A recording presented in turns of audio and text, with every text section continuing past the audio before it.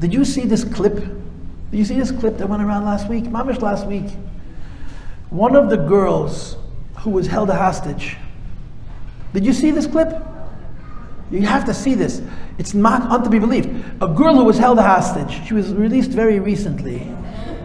So she says that while she was being held in captivity, one of the captors called her in to watch television with her.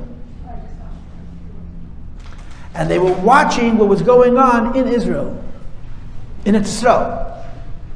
And she sees a demonstration to support the hostages and the situation, where all types of Yidden were together, protesting, from a Yidden and not from a Yidden, Haredim, Mizrahi, and so on. And she says, I was taken away from Eretz Yisrael and Simchas Torah. I don't like this October 7th, people. It wasn't October 7th, it was Simchas Torah. It was Simchas Torah. And Eretz Yisrael, here was Shmini Atzeres. Eretz Yisrael was Simchas Torah. It was Simchas Torah. So she said, when I left Eretz Yisrael, we were at war with each other.